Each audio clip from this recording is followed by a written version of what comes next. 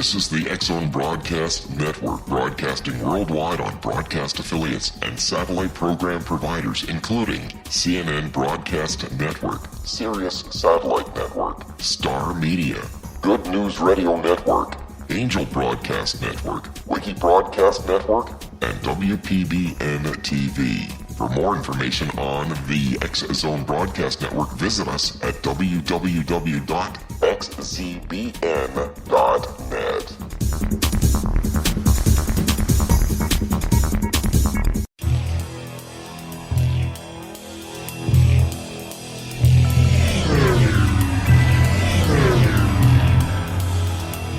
This is A Different Perspective with Kevin Randle.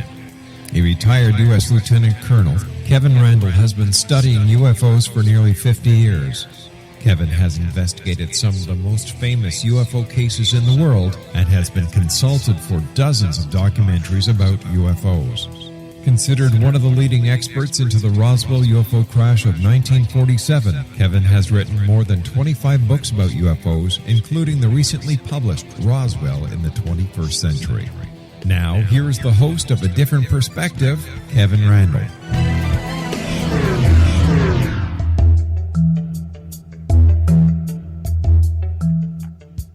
And as promised, we are back after a 167-hour hiatus, where we did very little in the way of work.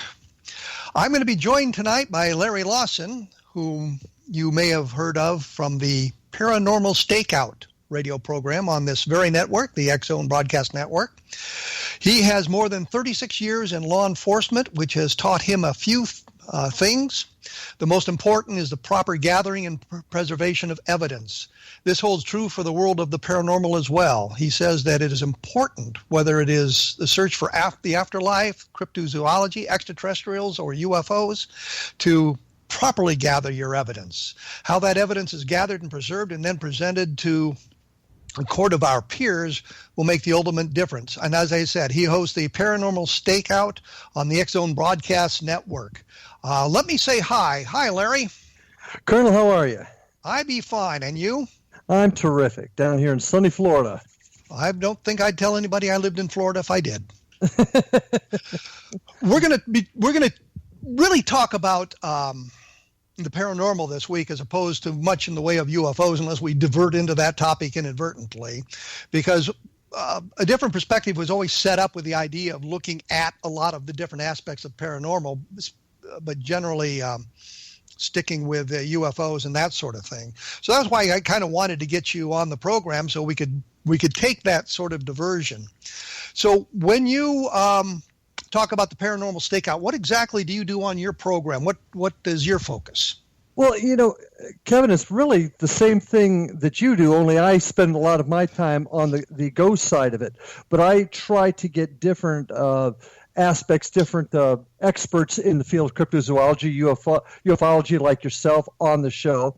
But one of the goals, one of the focuses on my program is talking about how we collect and preserve evidence, what we need to do to improve our techniques, our equipment, as well as basically how folks conduct their investigations. When you say talk about the evidence, what exactly, what is the best way to preserve evidence? What are we looking for in the way of evidence to, I guess, underscore the validity of the paranormal? Okay. And once again, this is my opinion. It has to be done in a precise, systematic form, something that people are using a common format or a common procedure, so that when we get the evidence, it's all coming in the same way. It's set up the same way. It's documented the same way, kept in such a way that it can't be tampered with. It can't be fooled with. If there's something about the evidence that may not be legitimate, you're able to discern it and throw it out, if you will. So it's all about getting that evidence, getting it right, preserving it, and being able to present it in a way that if I am conducting an investigation here in Florida and you're conducting one in your neck of the woods, then they're both done essentially the same way. Well, I know that you are known as the ghost guy, so I assume maybe rightly or wrongly, that you do a lot of investigations into ghost sightings and that sort of thing. Well, Yep. how do you collect that kind of evidence, knowing that we're going to have to take a break here very shortly? No problem. I'll make this part of it quick. The type of evidence we collect, obviously, on the ghost side are going to be EVPs, photographs, movements, that type of thing. And then getting those pieces of evidence into the proper format and presenting it to our clients later. And we should. Okay, well, we're going to have to take our break here, but let me say this. If you want more information, look at www.kevinrandle.blogspot.com. And for those of you listening, and go to the comments section of that this week, and give me your email address, give me your street address. The comments are moderated, so it won't go up on the internet. It'll only come to me. I will send the 25th person to post a comment with that information, several of my books about UFOs and that sort of thing. And for some of those, I will email a copy of one of the books as well, so that you'll have a chance to take a look at some of the things I say.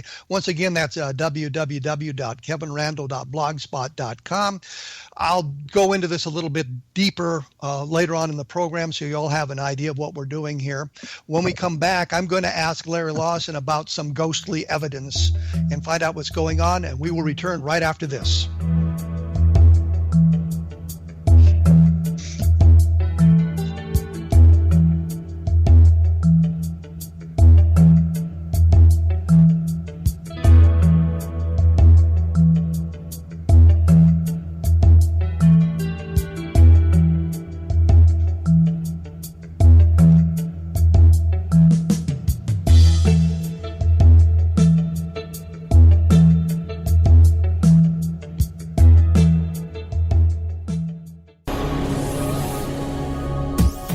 This is the X-Zone Broadcast Network, broadcasting worldwide on broadcast affiliates and satellite program providers, including CNN Broadcast Network, Sirius Satellite Network, Star Media, Good News Radio Network, Angel Broadcast Network, Wiki Broadcast Network, and WPBN TV. For more information on the X-Zone Broadcast Network, visit us at www.xzbn.net.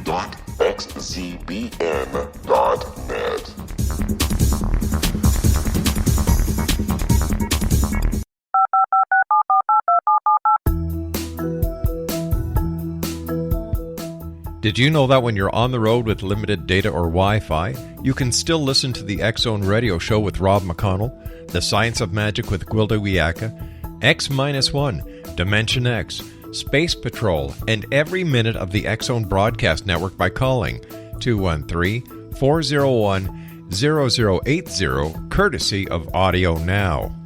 No smartphone, app, or internet needed. It saves your data plan, and it's free if you have unlimited minutes.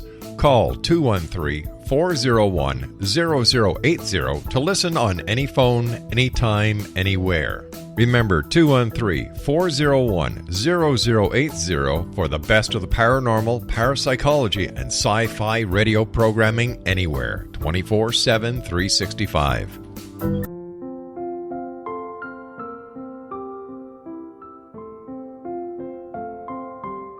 I am Dr. Carl O'Helvey, founder, president of a new cancer foundation focusing on evidence-based physical, mental, and spiritual interventions, including natural cancer cures, prayer, meditation, affirmations, nutrition, and other related holistic cancer prevention and cure modalities. These are used in cancer education, research, and financing care. I ask for your help to continue this important work by donating at www.holisticcancerfoundation.com.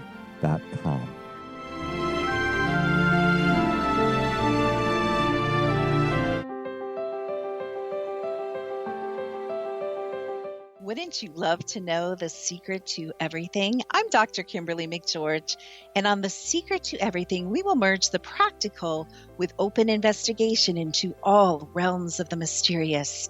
We will talk to cutting-edge alternative health practitioners, those who inspire and motivate you in business and life, And of course, we will share stories of the paranormal, conspiracy, and cryptozoology. You will transform because of the frequency I carry, the frequencies my guests carry. Life may never be the same after you listen to this program, for the secret to everything is for you, the listener, for those who desire more in every area of their lives and believe that it can still be found. Listen and discover thesecrettoeverything.com.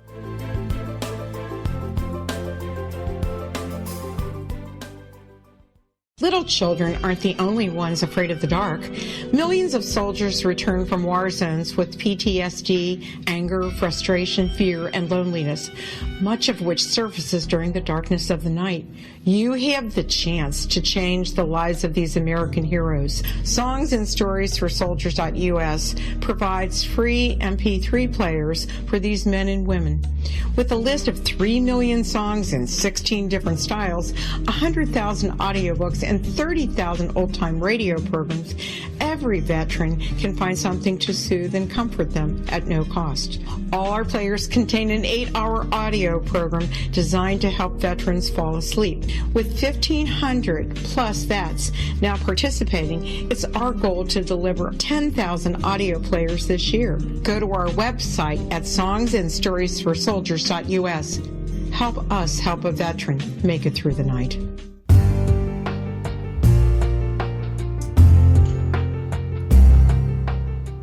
And as promised, we are back with Larry Lawrence, who is the ghost guy who hosts the Paranormal Stakeout on the X-Zone Broadcast Network. You can take a look at that, or listen to that, I should say. If you so desire, just go to the X-Zone Broadcast Network website, and you can bring up some of his past shows and see what he has to say about the paranormal, I suppose. When we went away, I was briefly saying that for those of you who will go to my blog, www.kevinrandle.blogspot.com, send a comment with your email address and your street address, and for the 25th person who does that, I will send a collection of books to you. The comments will not be posted on the blog. I can eliminate them at any point that I want to do so.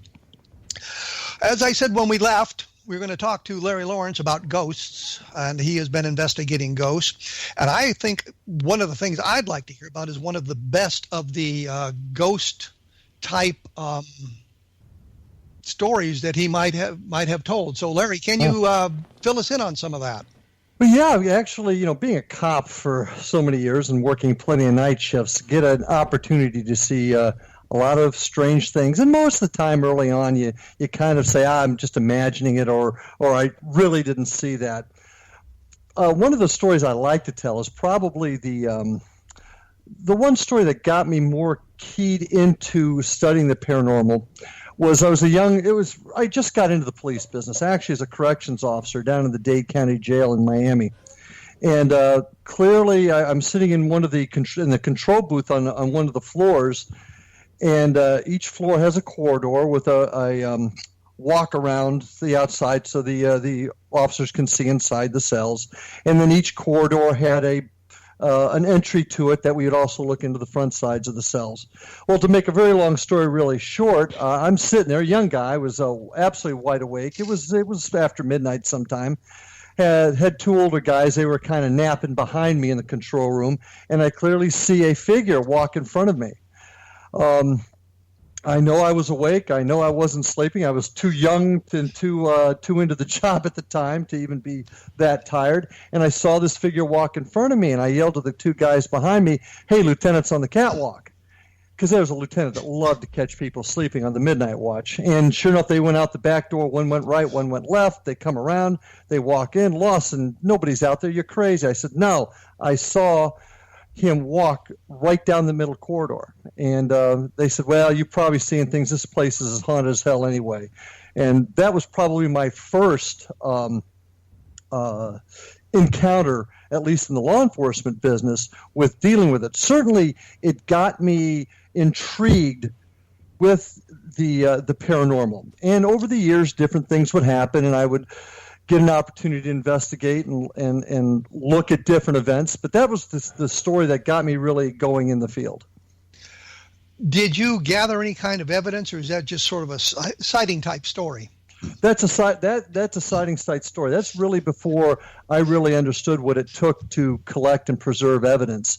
Obviously, today, my team, which is the Florida Bureau of Paranormal Investigation, we try to stick with some very strict protocols on how we collect the evidence, and most of it is standard, at least in our field of, turning on a tape.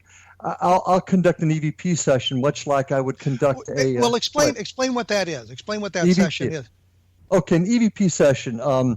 That's essentially where you hear voices on electronic voice phenomenon, is what it stands for. You can hear voices that are recorded that you're not hearing with your ears. Now, once again, that is a theory. Obviously, that the spirits talk in a different frequency or communicate, I should say, than we can hear. But oftentimes it comes across either on a digital or magnetic tape recording. And when you play that recording back, you can hear them saying things. Well, I've seen some of these programs. I think Josh Gates on his program that he used to do on the Sci-Fi Channel, I think it was, would have those sorts of sessions. And it always sounded to me like you were kind of hearing what you wanted to hear, if you will. I mean, there was something there, and they're trying very hard to decode it or to hear what is being said. And I always wondered if they were maybe projecting a little bit too much into that evidence. What do you think about that?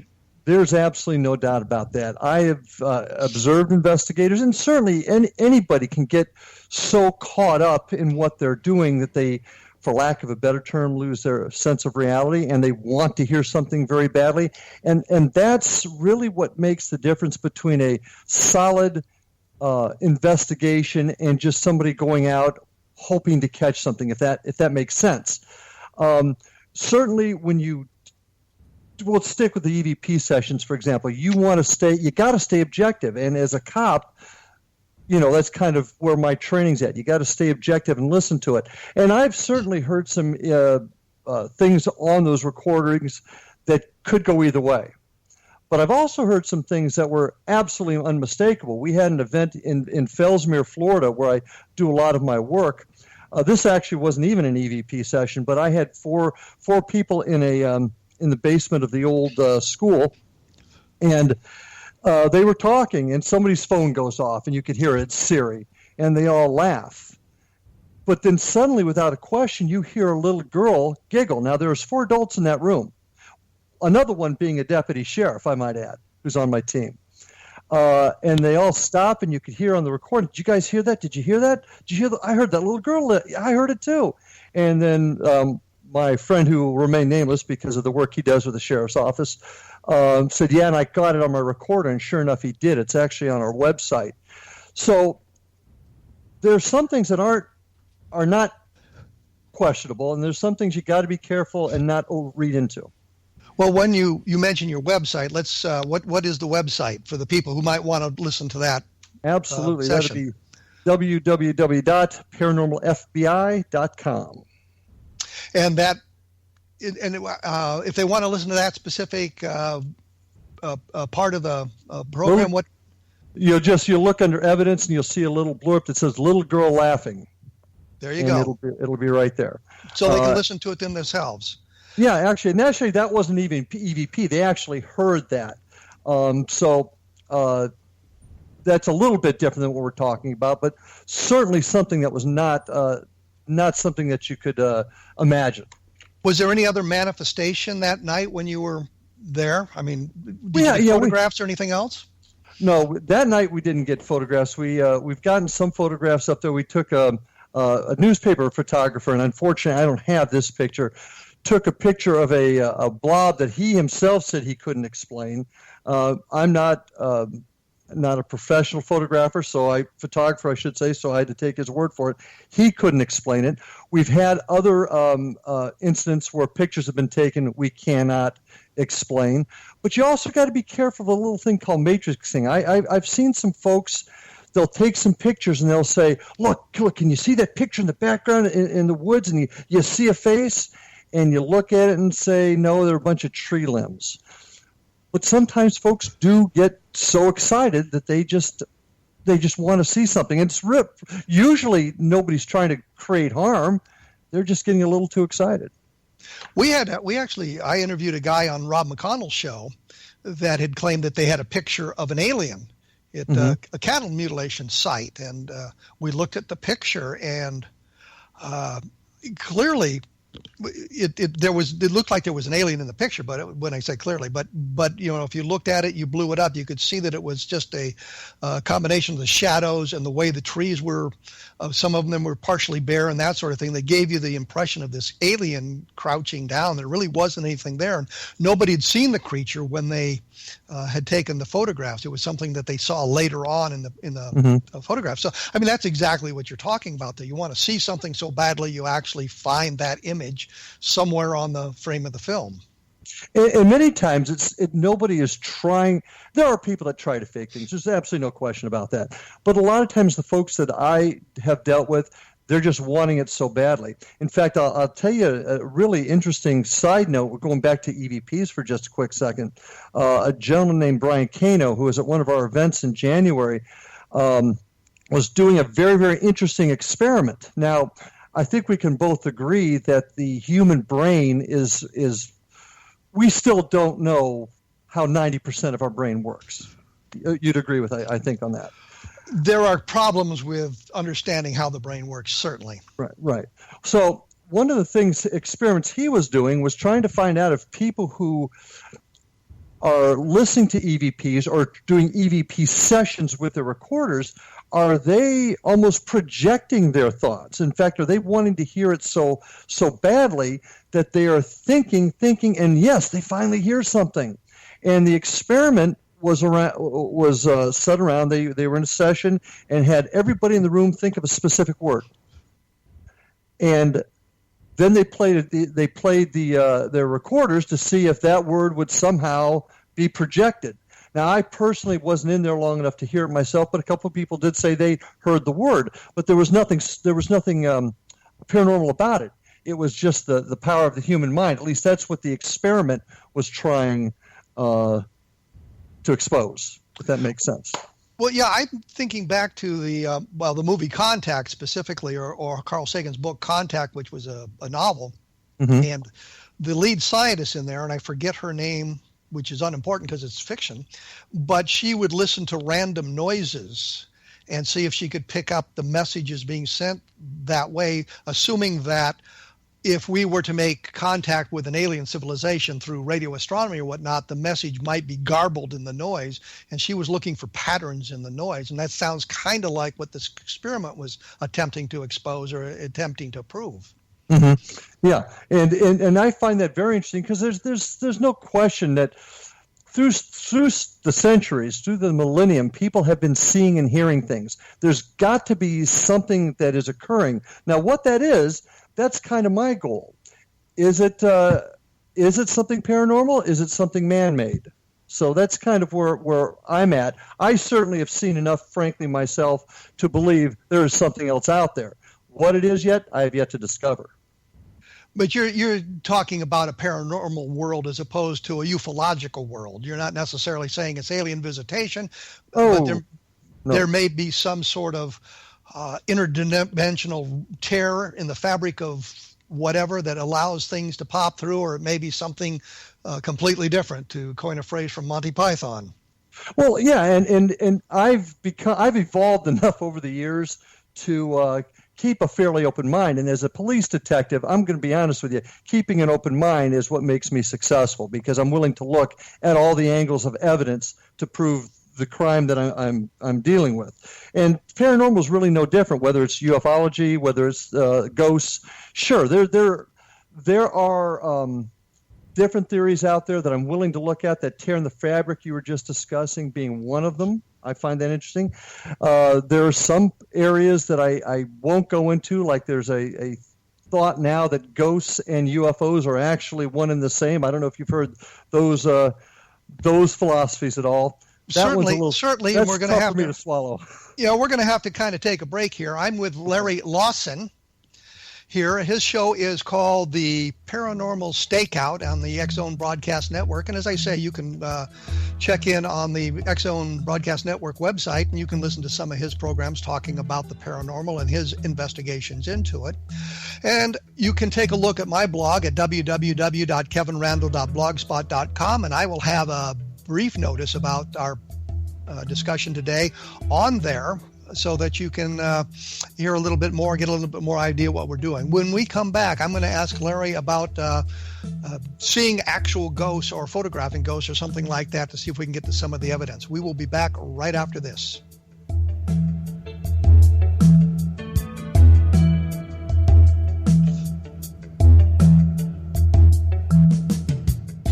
Hi everyone, Rob McConnell here, and I wanted to spend a moment on internet streaming. Everybody has heard about internet streaming, but not many know much about it. Did you know the internet streams just about everything? Movies. From new releases to old classics. TV shows. Almost every show, every episode, and much more. But the question has always been, how do you do it? Well now, thanks to the folks at 123 Ready TV, I have the answer for you. They have developed a simple program app, 123 Ready TV, that you install on your Windows PC, Android smartphone, or Android tablet that can have you streaming like a pro in less than 5 minutes. You truly won't believe how much is available or how easy it is to do until you try. And for a one-time cost of only $19.99, this product is a real winner. To learn more about 123 Ready TV, visit our website at www.xzbn.net.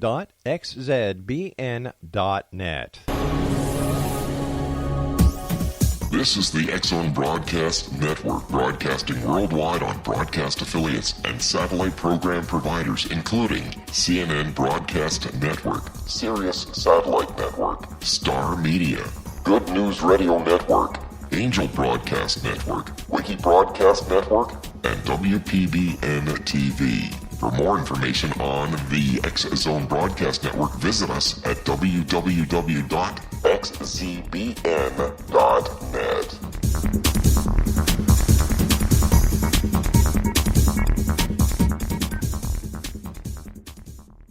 How would you like to be able to read other people's minds? Well, the next best thing is here. When you know how to read a person's name, you know how the person thinks, feels, and behaves. Each letter in our name holds a key to unlock our true essence. Our name contains both our gifts and challenges in this lifetime. Mnemology science discovers personality secrets hidden in the placement of the letters of our names, including the first and last impression people remember about us. Sharon shows us how to interpret the arrangement of letters as outlined in her book, Know the Name, Know the Person. Sharon Lynn Wyeth created mnemology science after 18 years of research and testing her theories, and has supported thousands of people around the world in understanding themselves and others better. You'll enjoy Sharon's unique teachings as she shares her system to learn the gifts behind your given birth name. Even if you don't like your birth name, there are jewels in this book. If you're thinking of changing your name, ready to name your child, or wanting to get along better with others, this is the book for you. If you'd like to improve your relationships and change your life for the better, get the book today, Know the Name, Know the Person, or visit www.knowthename.com. That's www.knowthename.com.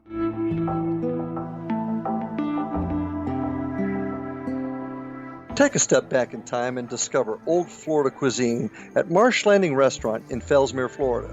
Enjoy delicacies such as frog legs, gator tail, catfish, and swamp cabbage, or enjoy the more traditional cuisine such as hand-cut Angus steaks, ribs, and seafood.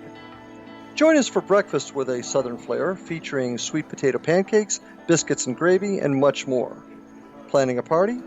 Marsh Landing's private dining rooms can accommodate groups from 8 to 80 people. While you visit, enjoy the historic pictures, artifacts, and stories that line the walls. Marsh Landing is truly a unique experience. Marsh Landing Restaurant, 44 North Broadway in historic downtown Fellsmere, or visit marshlandingrestaurant.com. Marsh Landing, old Florida cuisine at its best.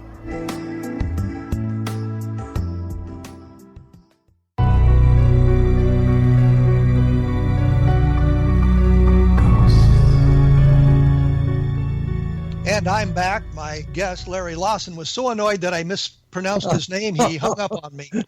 No, it is Larry Lawson, for those of you who are keeping score at home. And the program is the Paranormal Stakeout, and please take a listen to it. I think you'll enjoy it.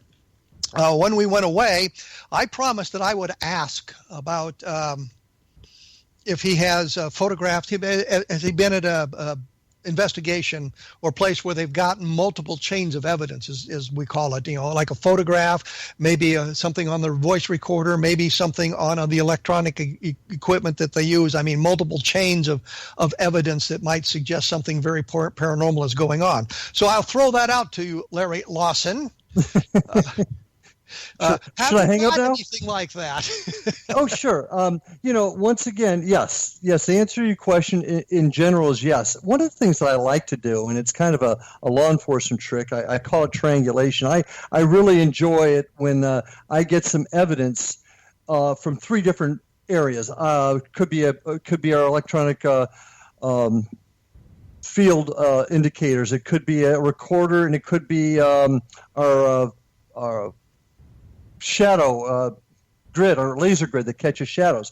I like to catch things in threes. That gives it a little bit more credibility. Now, I got to caution you, Kevin. While I have my beliefs, as a lot of people do in different things, we don't want to get too excited and say, okay, I got this voice, therefore this place is haunted. I don't want your listeners to get that impression either. What we're trying to do is collect evidence that will help us build on the theory of what ghosts are. And there's a bunch of different theories of what they are, and we probably don't have enough time to go into all that. So when it comes to evidence, I like to get things in threes. Doesn't always happen, but that's what I like to get. Now, go ahead, Jeff. Question? I'm sorry. No, I was just thinking it's kind of like that in the UFO field. How do we build these multiple chains of evidences, which is what I refer to with the witness testimony. Maybe you have photographs, and it would be nice you had photographs from independent witnesses in two locations or more. Something on radar, for example, or maybe some kind of interaction with the environment, and it could be a landing trace, or it could be a craft approaching close enough to a car to stall the engine and dim the headlights and fill the radio with static, something like that. So multiple chains of evidence showing that the craft is interacting with the environment. It's something more than just the witness seeing a light in the sky. And it sounds like that's what you're looking for as well. Exactly. For example, I have a piece of equipment that will test or check the current barometric pressure. Temperature drops we're looking for. One time in particular, we were doing a session where we had our recorders going, we had an EF meter going, we had the barometric pressure meter going, and one person was even using, and this is tough for a lot of people, but divining rods. But all four pieces of equipment were reacting at the same time. The one that I particularly liked the most was the drop in temperature. Once again, this is theory. Spirits will manifest themselves or attempt to manifest themselves and draw energy from the air, hence making the air colder. I don't know if you remember the movie The Sixth Sense. Did you ever see that movie? Yes. Okay. Remember when the boy, every time he was about to see a spirit, you could see his breath? Well, that's where that theory comes from. It's the drawing of energy from the air for the spirit to manifest itself. In this particular case, got a significant drop in pressure. The EMF meter went off. The divining rods went off.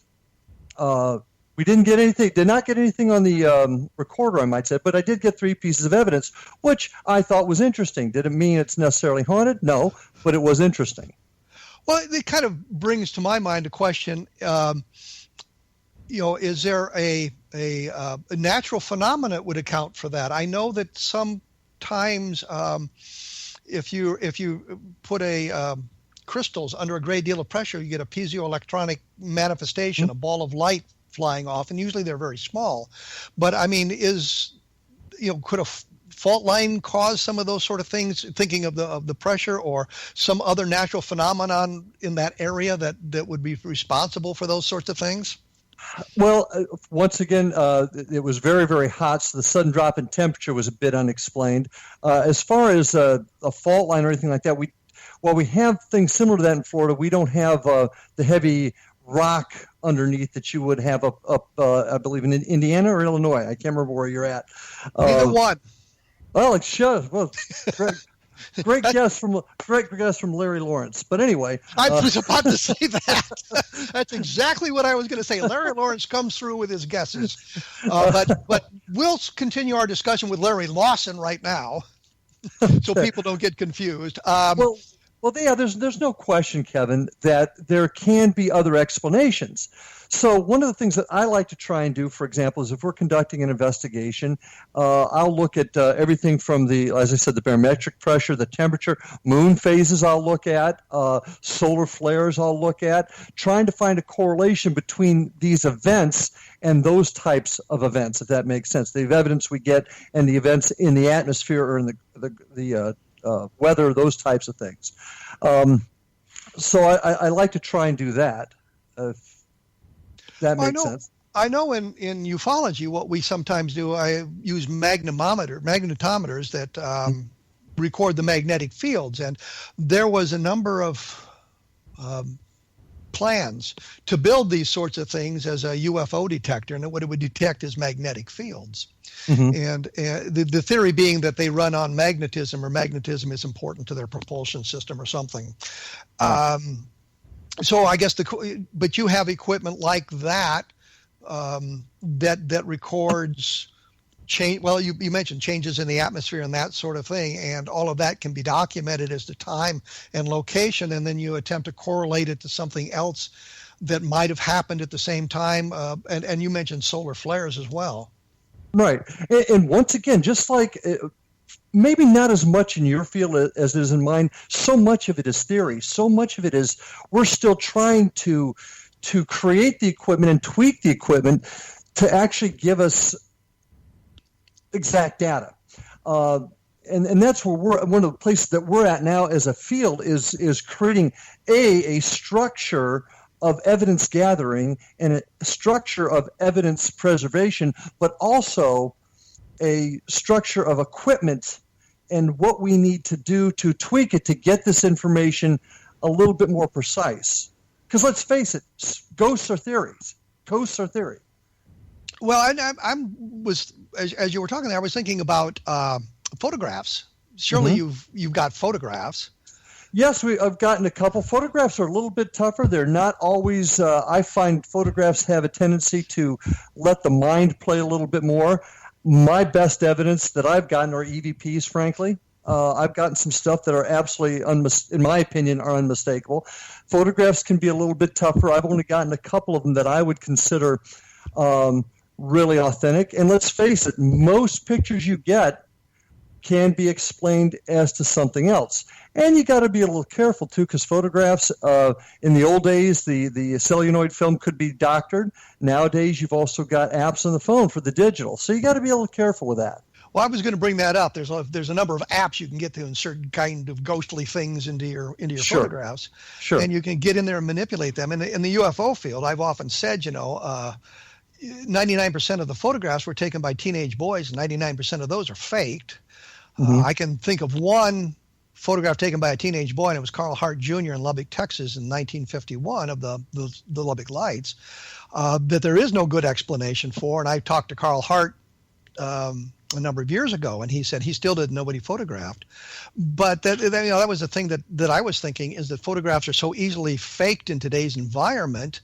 How do you validate a photograph?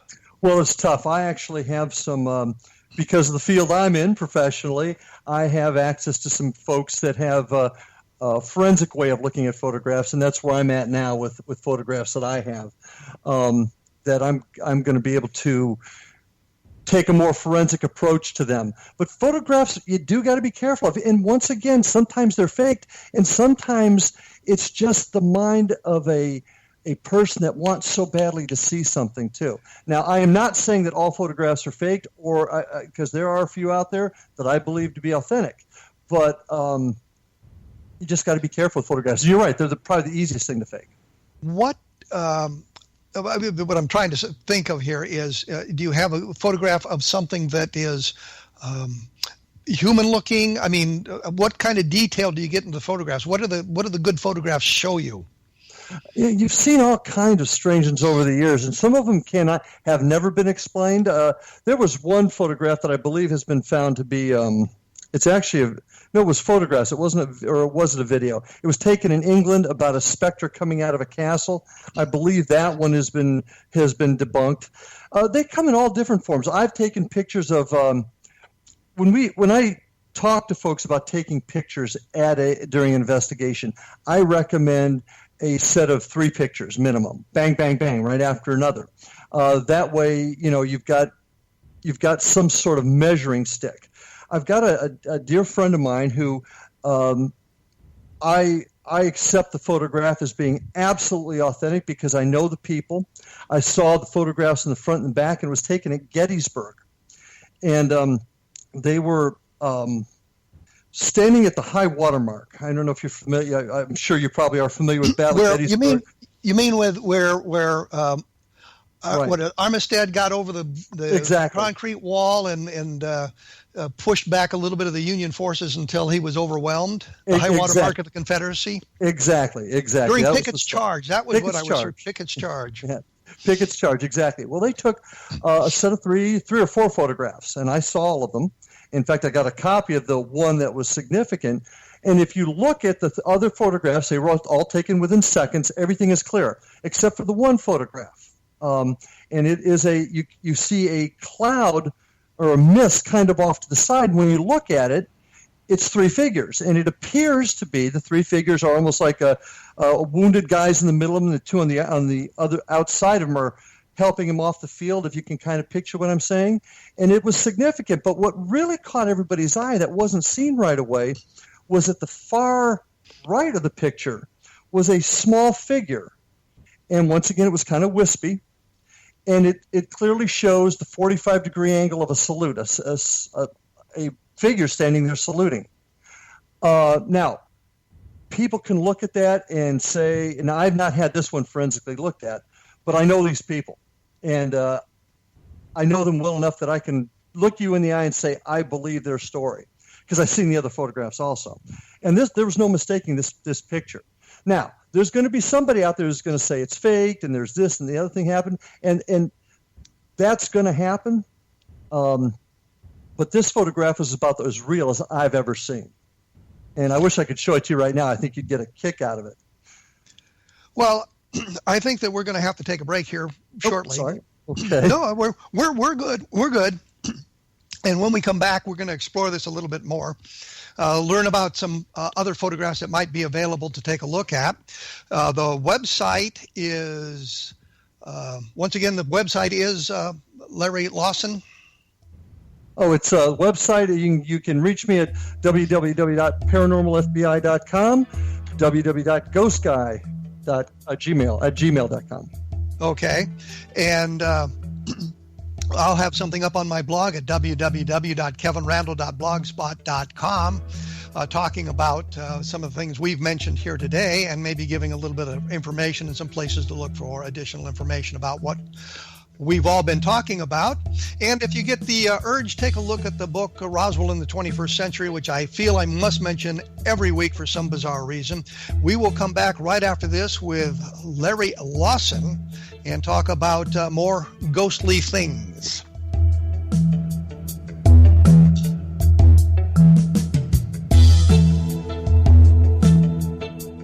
Hi everyone, Rob McConnell here, and I wanted to spend a moment on internet streaming. Everybody has heard about internet streaming, but not many know much about it. Did you know the internet streams just about everything? Movies. From new releases to old classics. TV shows. Almost every show, every episode, and much more. But the question has always been, how do you do it? Well now, thanks to the folks at 123 Ready TV, I have the answer for you. They have developed a simple program app, 123 Ready TV, that you install on your Windows PC, Android smartphone, or Android tablet that can have you streaming like a pro in less than 5 minutes. You truly won't believe how much is available or how easy it is to do until you try. And for a one-time cost of only $19.99, this product is a real winner. To learn more about 123 Ready TV, visit our website at www.xzbn.net.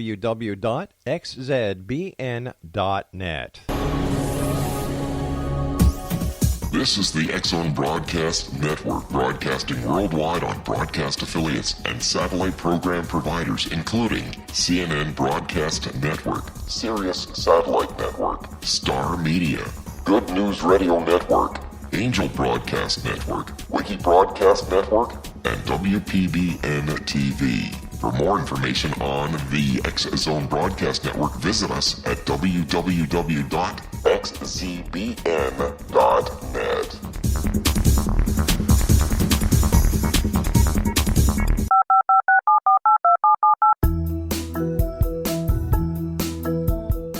Did you know that when you're on the road with limited data or Wi-Fi, you can still listen to the X-Zone Radio Show with Rob McConnell, The Science of Magic with Gwilda Wiyaka, X-1, Dimension X, Space Patrol, and every minute of the X-Zone Broadcast Network by calling 213-401-0080, courtesy of Audio Now.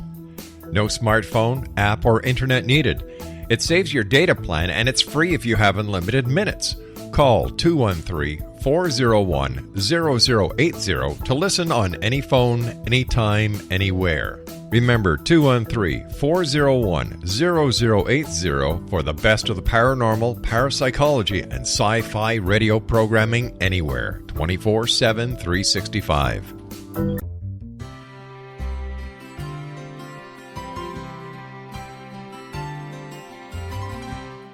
True healing must address 4 levels: physical, emotional, mental, and spiritual, for us to live joyful and productive lives. We tend to treat 3 of the 4, leaving the spiritual languishing. If you're tired of the same dysfunctional patterns cropping up in your life, Soul Balancing is for you.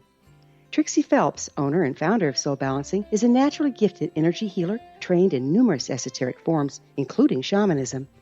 Trixie has created a powerful modality that safely and effectively clears your energetic field. A soul balancing session can remove interference, heal trauma, and restore your hope. Contact Trixie for a life-changing long-distance session today, www.soulbalancing.world.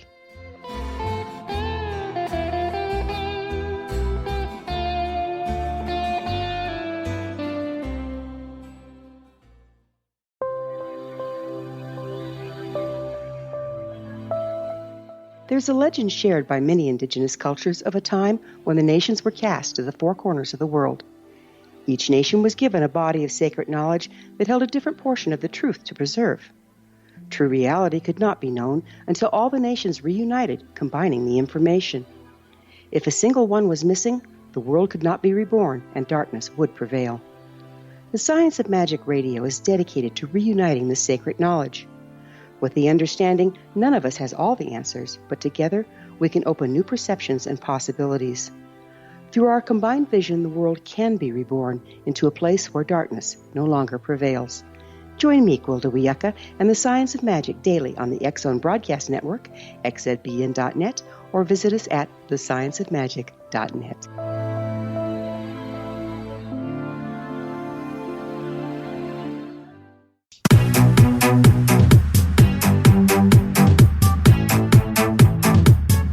And as promised, I have returned with Larry Lawson, as opposed to Larry Lawrence. I don't know where that guy came from.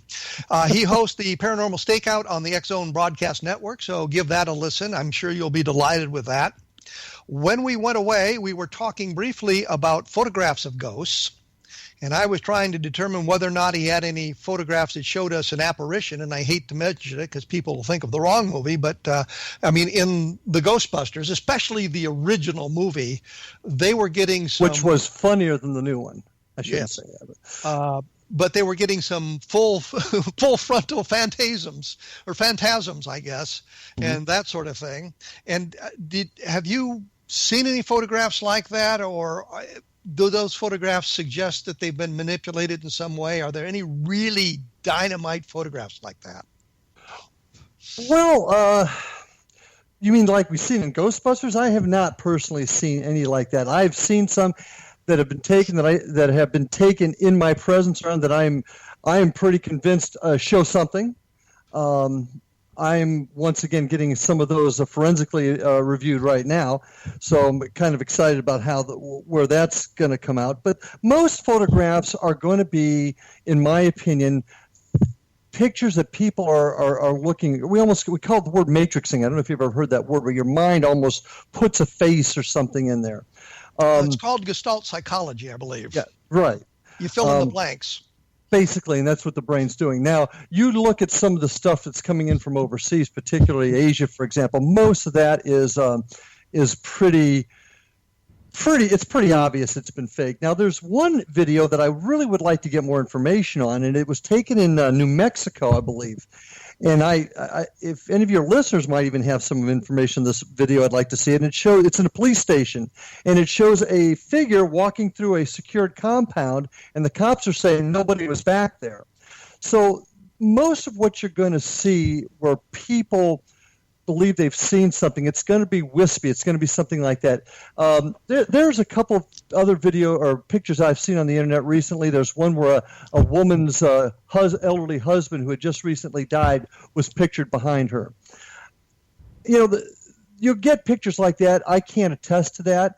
I can't attest to the authenticity of anybody's photograph without having it forensically examined. But they are out there. Well, the thing that strikes me is there are alternative explanations for these sorts of things as well. Tricks of the camera. And I think in the digital age, it's even more prevalent than it was when we were using celluloid film to take the pictures. Oh, no doubt. And that sort of thing. So that was something that I've always wondered about. With UFOs, as I said, we have lots and lots of pictures. Some of them are just blobs of light. And I suppose if your belief structure was other than alien in nature, meaning you believe these all things are alien, you could interpret some of those as ghosts as well, or instead of. So your belief structure comes into play as well as. Well, you got to look at it this way too, Kevin. Certainly, you've got to be mindful of people that are trying to deliberately play tricks. You also have to be cognizant of folks that are maybe wanting it too much. But there's also that other section of folks that have had experiences that maybe could not have been photographed, weren't photographed, nobody else saw, but they're intelligent, college-educated people who have experienced this. And it's tough to tell them, no, this stuff doesn't exist, or it's in your own mind, if they've truly experienced it. We didn't get much of a chance to talk about your view of UFOs, but I'm assuming it is your belief that there is something else out there. Would that be accurate? There is a very distinct possibility, based on some of the really good cases, that there is alien visitation going on. Level Land springs to mind. Socorro may be another example. Roswell, the problem is we have a lot of people claiming to have been involved in this thing who clearly were not, and kind of setting up a noise-to-signal ratio that is tremendously disheartening. Right. So there's that sort of thing, but we don't have...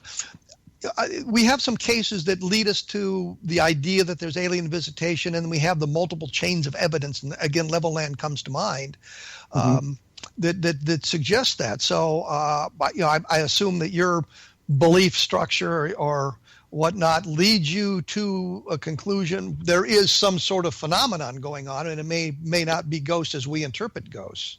And when we say ghosts, what exactly are we talking about? Are we talking about manifestations of the dead or something different? Well, and I mentioned that earlier. We could spend probably an entire show just talking about that and the different theories. Yes, the general consensus is we're humans that were on this earth that have passed into another realm. But then you look at some new theories. Like I said, there's one out there that I really have trouble biting on, if you will, that UFOs and ghosts are connected. I'm just telling you that's a theory that's out there. I don't really abide by that one. But there's also talks about rip in the dimensional fabric. Maybe it's a different dimension. There's all kinds of different theories out there as to what ghosts are.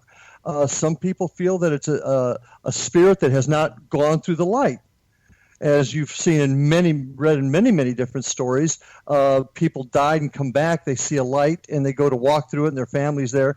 Those stories have been out there for so long. It's hard to completely discount all of them, but you can also say, well, you're just picking up stories other people have said. There's also interesting stories about people that have had past lives. Now, once again, not necessarily agreeing or disagreeing with that, but what I am telling you, in my opinion, there's enough evidence out there to say that there's something different. There's something going on. There's something outside of the realm that we normally deal in. My goal is to find out what that might be.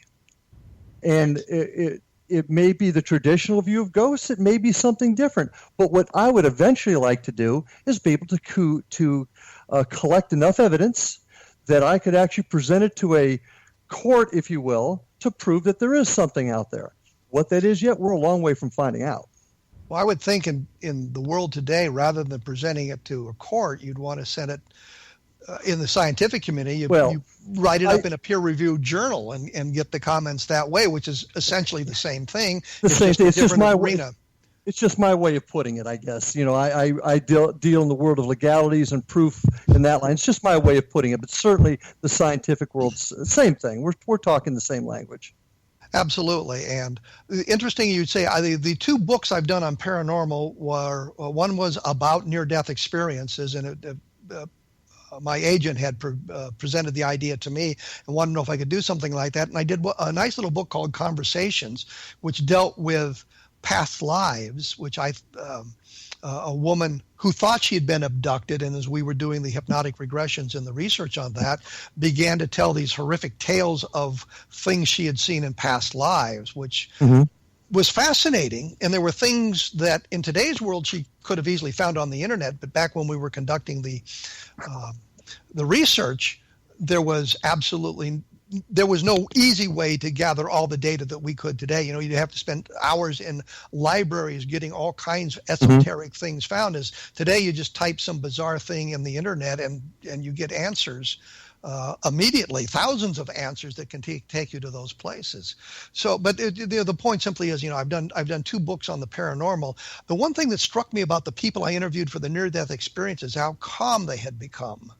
A number of their fears had been allayed by that experience, and they were just much calmer people. And I thought that was kind of an interesting side effect of the near-death experience. Whether or not it was really experiencing what would happen after death, it was something that calmed them immensely. So was it something that was manufactured in the depths of the uncharted areas of the human mind, or was it paranormal? Therein lies the questions that I am trying to find the answers to. And like I said, being in my line of work, keeping an open mind, looking at all the evidence, and just don't discounting it because of I just don't believe it, doesn't work for me. I have got to look at all the different angles. I have got to look at all the different evidence and let the evidence take me to the conclusion. I think that's the way we all want to operate. Let's figure out where we're going, not figure out where we're going, but take a look at the evidence and see where it takes us. And if it takes us into the structure of the human brain as opposed to something outside it, then that's the direction we have to go to get our answers. Exactly. So it's a lot of belief too. Like I said, I've had enough experience in my life. I believe there is something else out there, just like you believe that there's something else beyond, which I happen to agree with you on. Belief system does become part of it. Well, Larry Lawson, I almost said Larry Lawrence, believe it or not. Had to stop and correct myself. Want to thank you for taking your time to share your investigative work with us here on A Different Perspective, and make a mention that you host the Paranormal Stakeout on the X-Zone Broadcast Network, so take a listen to that. And we'll have to get together again sometime and take this in a little bit different direction, maybe look at some of those theories on ghosts and whatnot. I'd like to, because like I said, we could spend a whole show just talking about those theories. Yes, we could. I also say that at www.kevinrandle.blogspot.com, there'll be, as usual, a short synopsis of what we talked about here on the program. But if you click on the comments and send me a comment with your email address and your home address, as I say, the 25th person to do that, and I'll count it very carefully, I'll send you a selection of books I've got about UFOs and that sort of thing. And as I say, because I have to moderate the comments, it will not appear on the internet. It will be something that I can just look at and I can delete later on.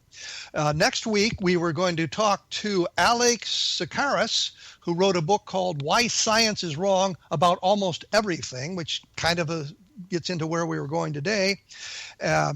And take a look at, as I say, www.kevinrandle.blogspot.com. And for those of you interested in the Roswell case, I think Roswell in the 21st century is going to answer a lot of the questions and give you a lot of information that has not been published to this point, and give you a different perspective, if you will, on the Roswell UFO crash. We will return in 167 hours with another edition of A Different Perspective.